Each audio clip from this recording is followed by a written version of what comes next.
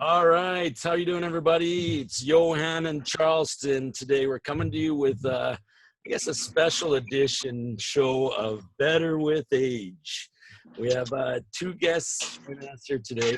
One, he needs no introduction to CFL fans across the league. The one and only Duron Carter joining us from Florida. How are you doing, Duron? I'm doing very well. How you doing, Chris? Oh, this is a special invite for Duron Carter, because I got a real strong feeling that when Duron has this special capability that when he talks, people listen. And a lot of people don't have this special, trait or special capability where when you can say something and everybody wants to put in on it, and whether it's a rebuttal or whether it's in agreement, everybody wants to listen and speak out on anything you got to say. So this is the reason why I said I wanted to bring you on here to have you talk today, especially with a person that we saw named Christian, with all the craziness that's going on all throughout the world right now. And, in Regina, Christian is a victim of racism, bias, not police brutality, but at the same time, it's all in one hand and it's all related. And with all the people that we have on right now, we're all minorities. So we got all three black guys and a Mexican on here, so it works perfect. We're covering everything. We're covering everything here. And I'm Guatemalan, Charleston. I'm Guatemalan. You got to get that right too. We'll give you a little bit background. Christian Mbanza, thank you very much for joining us here. Christian and I have known each other for a few years, and to give everybody a background about Christian, he's a teacher here in Regina. Christian, I got introduced to Christian. He's a football player, a former Regina Thunder football player, also a University of Regina Rams football player. Christian and I got introduced a few years ago when my son was playing flag football here in Regina, and there wasn't any coaches. So Christian gave up his time and volunteered to be able to come and coach some of the kids. And we were very fortunate that Christian was able to jump in and dedicate his time to doing that. So Christian, welcome to the show. Thank you. How you been? Thanks for having me. This is cool. Yeah. Christian, the reason why we wanted to bring you on is obviously in light of what's happening over the last little while in the States with George Floyd and the Black Lives Matter movement. Can you tell us a little bit about what happened to you a few days ago here in Regina? Because for the people that are new to this and haven't heard this, I think we need to educate people on what happened to you, and then we'll let kind of Duron talk about some of the things, how he can be able to better educate us about what's happening in the States and how to be able to make people better, I think. And that's the point of all of us coming together. Yeah, well, first I want to say, thanks for having me first. And then what happened to me, I think it's obviously not an isolated incident. Black people of color all over, they know that stuff like this happens all the time. Mine just happened to get caught on camera and then put on Facebook, so then people were able to really see that it does happen here. And what happened? A couple of days ago, basically, I was getting ready to go for a bike ride outside my house, pulled my bike up, parked my bike on my car, and then I went in my car to get some stuff. But I used this phone app to unlock my car, so it was taking forever. It wasn't working. So I was kind of just standing in front of my car. And then I reached over, got in my backpack, got my car keys out, got in my car, got my stuff, and I rolled off. A couple hours later, I got a couple of friends sending me pictures saying, "Hey, is this you? Is this you?" And somebody had posted in a private Facebook group chat saying, "Hey, you guys, I watched the whole thing happen. This guy was breaking into cars." Posted it in the Facebook group chat. And I was taken back. At first, I wasn't gonna say anything. And us, we're used to sweeping stuff under the rug all the time, whatever. But like you said at the beginning, with everything going on in the States and the protests and the rallies, I kind of felt like I had to say something. So I just kind of screenshotted it and posted it on Facebook, and it just kind of went crazy. And how did you feel about that? What was your initial reaction? Because one of the things that we don't, I think everybody, like you said, is we keep it under the rug. We always seem to sweep things like this under the rug. And what was your initial reaction to kind of see the video of you getting into your own car, but having that kind of accusation of because of the color of your skin or what you're doing is that, how was your reaction to that? What was, how do you feel? The very first time I saw it, I kind of was like, that's that's whatever. I'll let this slide too. But then I really looked at it. It was in a private Facebook group chat, meaning that this person was watching me and then felt comfortable enough to post this video in this group chat of me supposedly breaking in. So first I was like, whatever, that person's an idiot. And then after I was like, oh man, that's kind of embarrassing, because the people who sent it to me were my friends, so they were in that group chat, and had they not been in there, I would have never known. So at first I was like, I was gonna let it slide. Then I was embarrassed, and then I was like, you know what? Let's just go. I know what to do with it. My friends were supporting me, and I was ready to go. So. Yeah. Duron, how are you doing down in the States with all this that's been happening? What do you think about this? What's your first reaction to something like this? You were a resident here in Regina for a few years. What do you think about how this happened to Christian? Did you think that this, is this typical Regina? What's your first reaction to that? I would like to hope to say that, that most Canadians, and definitely the people of Regina, would have some type of racist undertone to them. But I think just in the climate we have in the world right now,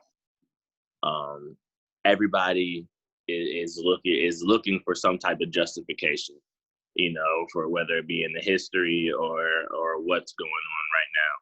And just like how we said, for somebody to feel comfortable, to put that type of message out, without any real facts, it just shows sort of, how people feel deep within when they are in a comfortable setting.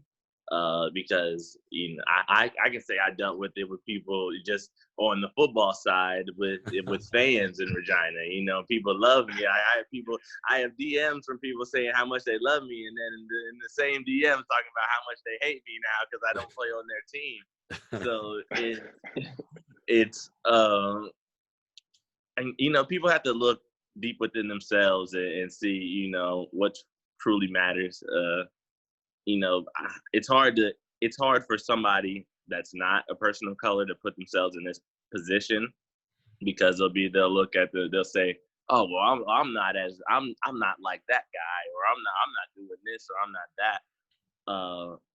But in our position, I think you can't discern who's less racist than the next person, and I think it's just a realization on how we're learning and growing up.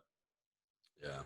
Charleston, have you ever had anything like that here in Calgary or in Regina that's kind of hit you to the core like it has with Christian? Oh yeah. I can recall, like early in my career, probably it might have been like 7 years ago. I hit a quarterback. I hit Ricky Ray. He played for Toronto at the time, and I knocked him out for the season. Like I think I separated his shoulder, separated his collarbone, or something like that. Knocked him out for the season. And then right after that game, no, it might have been the next day. I'm going through our little after game rundown routine, and I started getting like pings, like emails. I had emails from Toronto Argonauts fans sending me death threats and sending me like calling me all kind of racist slurs and stuff like that, and saying, hey, if you ever come back to Toronto ever again and I see you walk out of, and they'll name the hotel that we stay in, if we ever see you coming out of the Intercontinental Hotel, they're like, I'm going to run you over with my car when I see you crossing the street. I'm going to hit you with a sledgehammer. and I ain't gonna say all the racial slurs that they said on top of all that stuff, but it could have been some little kid in his basement playing on the computer, or it could have been somebody that was an adult that was serious. But, you know, everybody kind of deals with that stuff on different levels, you know, and at different tempos. And it's just about how you react to it, you know, how you kind of focus in and kind of, like Duron said, try to focus in on what's important and don't let it really get to you that much. But like everybody in the States, it comes where it's a time when it's too much. Yeah. And like, as far as Regina goes, I know I seen Duron on Twitter, you know, getting into a little heated battle with a couple of fans on there, probably about, and I've seen it multiple times. I was As gonna usual, say, yeah. Duron on Twitter. Yeah. Duron on Twitter getting into a few Yeah. arguments. I've No seen it way. multiple times. When you get going, I love it. I love the live feed. I'm here for it. Hey, I love it too, and I'm never commenting, but I'm always commenting with a random emoji, just smiling and shaking my head like I'm gonna let it go. But one day I am gonna chime in. But what I think is what he's correct about is he's highlighting that it also goes on in Canada, but it's also, you know, the best way I've seen somebody talk about it is it's like walking into a room that's very dusty. With all the lights off and dim lights in, you don't know the room's dusty. But as soon as you look into like some sunlight or anything, you see it's lots of dust in the room. You just don't see it. Yeah. And that's the best way I've Yeah. heard described about racism, about bias, and people being biased against Native Canadians or Native people in general. And there's a lot of bias stuff that goes on with them too. So it's everywhere, but no one likes when you talk about it and display it and show that it happens in Canada too. It's just not talked about. Yeah, and I think that was my reason for making my post. You know, I made a Facebook post, and I just, you know, and I talked about it. My reason for doing it is to show people that, hey, it happens here, and we got to talk about it. Because if we're not talking about it, then nothing's gonna change. It's just gonna keep happening, you know, and we're gonna keep having them racial undertones and keep feeling uncomfortable in rooms when you know you're the only person of color. You know what I mean? So I think like talking about it is a huge thing. Okay, now with that, Duron, what do you suggest then to the people here in Regina? How can we get better? How, you know, this show, Better with Age, was Charleston and myself. We always try and be able to talk about better with age. You're growing. We're like wine. Everything gets better. Whiskey. What do you think could be the message here from your experience with your time here in Regina? How can we get better? I think just being receptive, not to everybody and everything, but just knowing that there is another culture outside or inside of Canada that's going on. From my experience in Regina, the Native community is completely separate from just the regular norm of Regina. I mean, as far as like the riders, we didn't particularly have anything Native or anything, and I even made a little fuss about it, and people got mad at me. The college, the First Nation college, is in the shape of a teepee, and which I understand the symbolic reason for it, but in my eyes, it doesn't make sense, you know, and it's just like people need to treat people the same. Why is there so many native men walking around homeless and everything? It shouldn't. I don't understand that barrier, because in Canada, the Canada I've seen is very loving and very giving. So for one part of the community to be failing, in a sense, it was you know, it's kind of eye-opening, and I used to I kind of said it as a joke on Twitter to, you know, to make light of it, but really bring light to it, is that the Native Americans are the Black people of Canada. 1,000%. And people were just like, oh no, that's not true. Native Americans aren't getting gunned down in the streets. like they are in the U.S. And I'm like, well, is that the line that we're setting, you know, for people? And I just think that's nuts that they'd even think like that, like about no way, getting gunned no down. I didn't understand that how that is a line of demarcation. You know, Right. saying, well, at least we're not doing just that. Just because the police aren't killing you in the streets doesn't mean racism doesn't exist here. Like, there's different forms of racism, and I think that's really what we're trying to say is, like, the different forms of racism that you aren't acknowledging that people are complaining about, that's exactly the racial bias that we're talking about. Very well said. Very well said. Yeah, and Charleston. I even got another instance where it happened in Calgary. Look, being a black guy trying to get a cab. Oh my! Oh, whoa! All right, there you go. Oh my God!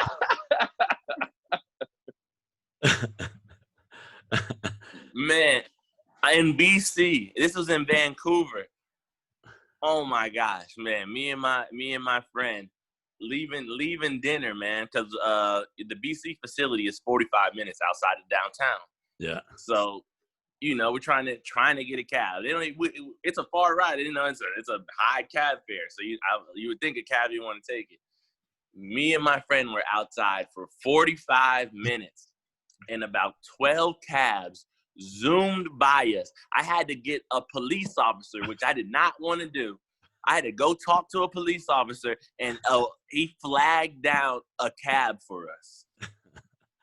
I had to do the same thing, but the police officer gave me a ride home.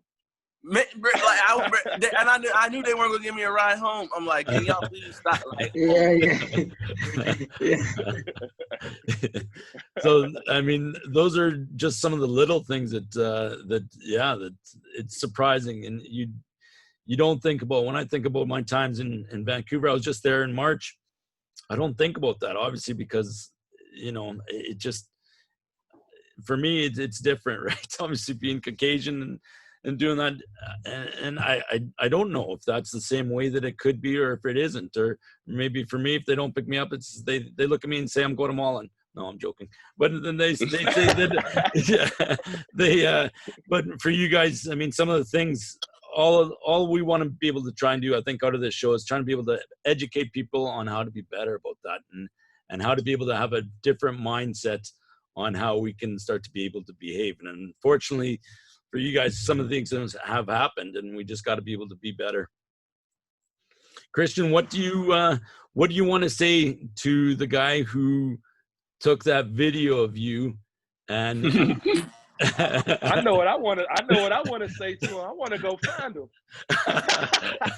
Man, I think the whole world said it for me. Honestly, everybody said it for me.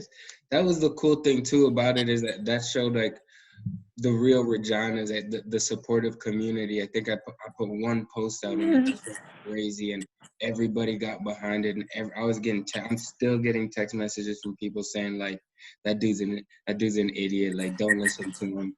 We got your back. You know. So I think like that shows, you know, how Canada can really, really be, you know, standing up to.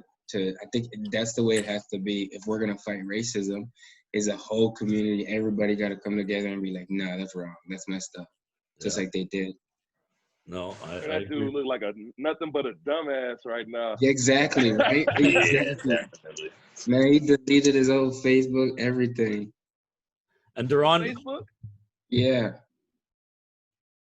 Duron, what do you want to say to people here in Canada, here in Regina? What would be the message that you'd love to be able to let people know here? Man, let your true Canadian heart shine. A lot of people in Canada haven't been introduced or experienced a lot of different people of color, especially, you know, African Americans, or we only come from the United States. So, you know, it's definitely different in between countries, but allow yourself to see what's going on and just open your eyes in a sense, because there are people down here. I think currently over 4,000 people have been arrested in the past week, you know, for protests. It's a real problem. And if you just choose to just go about your daily life and say, oh, somebody else is going to solve it, then you're part of the problem. Yeah, exactly. Charleston? That's nuts, man. Are they down there looting and going crazy down there in Florida? No, they're not looting, man. It's all peaceful protests. I'm not in the area, or I haven't seen anybody anywhere close to me that has been looted. It's all been peaceful protests, and in the area I stay, the police are pretty progressive, honestly. And then just so we can hear a little bit from you, what do you got going on right now? So what are you doing with yourself? Yeah, right now? let's get into the details. Are you done with football? Are you still training? Are you? No, I was supposed to have a few NFL workouts before the quarantine happened, and those got postponed until all this mess got sorted out. And so that's why I didn't sign, you know, in CFL free agency, because I had other stuff going on, you know, and the time difference between the NFL and CFL. The NFL is just later. So, you know, I was just exploring that route. But I also, in this quarantine era, I've been making a lot of music. And I have put out my first music video. That's on my Instagram profile. DC No Name is my rap name. And my next album is coming out 4th of July. Nice. Okay. Yes. Coming out with fireworks. Oh, it's called Wake, Bake, Repeat. It's a tribute. Okay. I like it. So what what condone on this webcast? What position were you trying out for then, drawn down for the NFL? Or are you going receiver or DB? Nah, receiver. You know, receiver is my main position. That's where I have all my, you know, experience and accolades. But as far as CFL aspects, mostly CFL teams are talking about playing defense. What? Oh wow. Yeah. Man, like, hey, Charleston. I was out there with Charleston on defense. You know? I can hold my own. Bro, I'm not even gonna lie. Watching you play defense is the most unorthodox thing, but it works. Yeah, I do that on purpose, because I play receiver. Like, every receiver has been up against a DB or a good DB, and they know what's going. You're not going to know what I know what the plays are. I know what the combinations are. I know so I don't have to be standing in a particular area. You know, it's just, I think my view of the game and my overall knowledge on offense just allows me to play very comfortable on defense. Of course, it got me beat a few times. I can't lie, and then there's a growing pains in that. But I think just every play, you know, my knowledge on defense just kept on growing and growing, leaps and bounds. Yeah. And nice. I like it. Any CFL then teams that have reached out of late, or are you looking? Oh yeah, man. I can't. No, yeah. I can't tell you what I got going on, because then they gonna see this and will then be like, oh no. That's what happens. They see everything and they be like, oh, we know so and so. This was talking to so and so. Yeah. So you gotta name the teams you don't want to play for then. Right, because then I could be like, oh no, the Riders would hit me up. And then everybody be like, Duron Carter says he'll play for the Riders again. And you're gonna have Justin Dunk calling you. yeah, like. That's awesome. Well, Charleston, anything else you want to add? That's it, man. I hope everybody got a good chance to listen to this, kind of get everybody's view of, you know, everything that's going on as far as, you know, police brutality, racism, you know, being biased to other people, and to know that those are horrible things. Christian, I hope I get to meet you in person one day and not do video chat. It looks like you on a different planet as is. Right. You got the planetary green screen. Yeah. Duron, I hope I get to see you again on the field or play with you or against you. Yes, It don't sir. matter, as long as I see you again, it's all good. But the reason why we started this podcast is because it's called Better with Age. And the reason why we called it Better with Age is not only because myself, but there's many things that get better with age. It could be wine, it could be cheese, it could be whiskey. There's a bunch of things that get better with age, but the most important thing that gets better with age is friendships. And as long as you got good friends around you, like you, Duron, Kristen, and Johan, you'll always be great everywhere you go. And, you know, I'll reach out to y'all anytime I can. I'm here for y'all. As long as y'all here for me. Thanks for being on this webcast. I appreciate y'all. I appreciate it, man. Thank you. All right. See you guys. All the best to you. Thanks for coming on. Yeah. Take it easy. Thank you, Johan. All right, Christian. Yeah, thank you guys. Yeah, DC, take care, bro.